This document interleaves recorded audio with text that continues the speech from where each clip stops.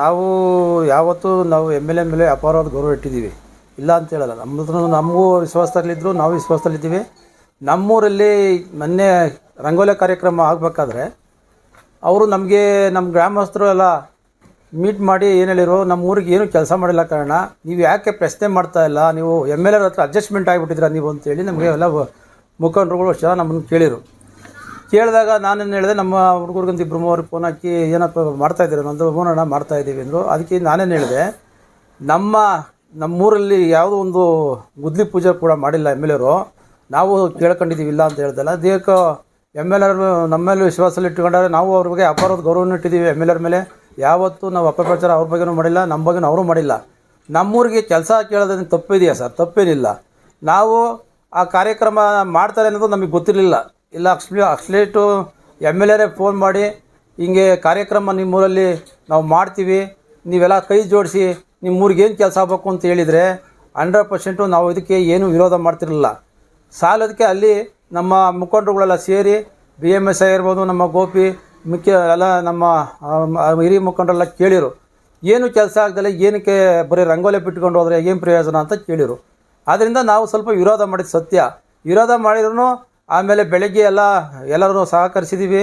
ನಾವು M L ಎರ್ಗೆ ನಾವು ಯಾವ ಅಪರಾಧ ಗೌರವನ ಕೊಟ್ಟು ಸಹಕರಿಸಿ ನಾವು ಬಂದಿರತಕ್ಕಂಥ ಜನಕ್ಕೆ ಏನಾದರೂ ನಾವು ಅಪಪ್ರಚಾರ ಮಾಡಿ ಧುಮುಕಿ ಹಾಕಿದರೆ ಕೂಡಲೇ ಅದೇನಾದಿದ್ರು ನಾವೇನೋ ಧುಮುಕಿ ಹಾಕಿ ಸಹಕರಿಸಿಲ್ಲ ಅಂದಿದ್ರೆ ಕೂಡಲೇ ನಮ್ಮಲ್ಲಿ ಏನು ಕ್ರಮ ಬೇಕಾದ್ರೂ ತಗೊಳ್ಳಿ.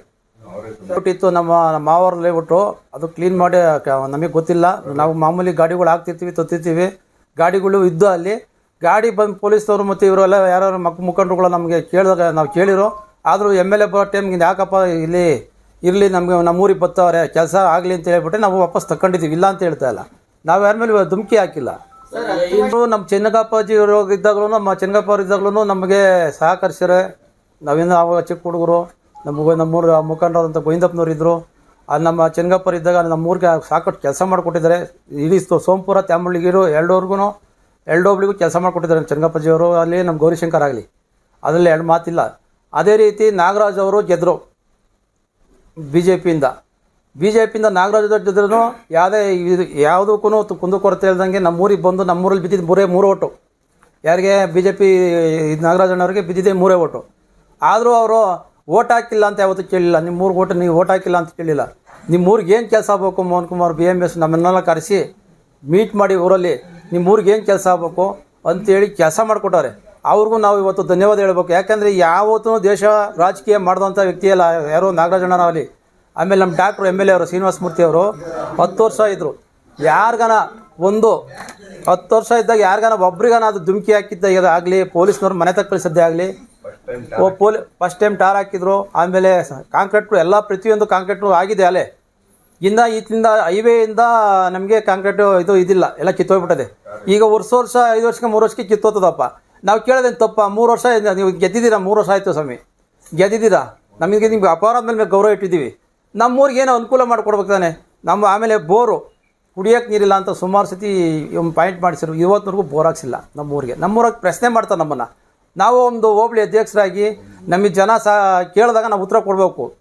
ಇಲ್ಲ ಅಂದರೆ ನೀವೇನು ಅಡ್ಜಸ್ಟ್ಮೆಂಟ್ ಮಾಡ್ಕೊಂಬಿಟ್ಟಿದ್ದೀರಾ, ನೀವೇನೋ ಮಾಡ್ಕೊಂಡಿದ್ದೀರಾ, ಅದಕ್ಕೋಸ್ಕರ ನೀವೇನು ಬರಲ್ಲ ಮುಂದಕ್ಕೆ ಅಂತ ಕೇಳ್ತಾರೆ. ನಾವೇನಿಗೆ ಉತ್ತರ ಕೊಡಬೇಕು ಜನಕರಿಗೆ, ಕಾರ್ಯಕರ್ತರಿಗೆ? 50 ಲಕ್ಷ ಕಾಮಗಾರಿ ನಮ್ಮ ಭಾರತೀಯ ಪೌರಕ್ಕೆ ನಮ್ಮ ಭಾರತೀಯ ಪೌರಕ್ಕೆ ಎಲ್ಲೂ ಆಗಿಲ್ಲ.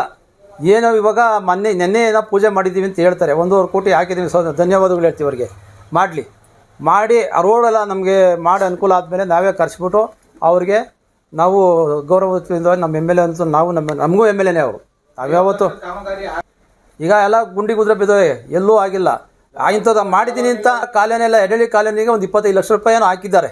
ಅದು ಚರಂಡಿ ಇವೇನೋ ಮಾಡೋದನ್ನ ಇನ್ನು ರೋಡೆಲ್ಲ ಆಗಿಲ್ಲ, ಅದು ಹಾಕಿದ್ದಾರೆ. ಇಲ್ಲಿ ಭಾರತೀಪುರ ಊರೊಳಗಡೆ ಇಲ್ಲ ಒಂದೇ ಒಂದು ಗುದ್ಲಿ ಮುಂಡ ಹಾಕ್ಯಾರ ಅಂತೇಳಿ, ಒಂದು ಗುದ್ಲಿ ಕಾಂಕ್ರೀಟ್ ಹಾಕಿದೆ ಅಂತೇಳಿ ಹೋಗಿ ಎಲ್ಲದರದ್ದು ಇಷ್ಟೇ. ನಮ್ಮೂರಿಗೆ ಈ ಕಡೆ ಹೈವೇಯಿಂದಲೂ ಎಲ್ಲ ಪೂರ್ತಿ ರೋಡ್ ಹೊರಟಾಗಿದೆ. ಆ ಕಡೆ ಇಂಡಸ್ಟ್ರಿಯರಿಂದ ಹಿಡಿದು BMS ಮನೆ ತನಕ ಇದಿಲ್ಲ. ಅವೆರಡು ನಮಗೆ ಅನುಕೂಲ ಮಾಡಿಕೊಟ್ರೆ ಏನು ಅವರಿಗೆ ನಾವೇನು ಇವತ್ತು ಅದೇ ಗೌರವ ಇರ್ತೀವಿ, ಮುಂದೆನೂ ಗೌರವ ಇರ್ತೀವಿ. ನಾವು ಯಾವತ್ತೂ ಅಪಪ್ರಚಾರವಾಗಿ ನಾವು ಅವ್ರಿಗೆ ದೌರ್ಜನ್ಯವಾಗಿ ಯಾವುದಕ್ಕೂ ನಾವು ಹೇಳಿಲ್ಲ. ಈ ದೌರ್ಜನ್ಯ ಅಂತ ಹೇಳಿರಲ್ಲ, ದೌರ್ಜನ್ಯವಾಗಿ ನಾವು ಮಾತಾಡಿದರೆ ತನಿಖೆ ಮಾಡಲಿ.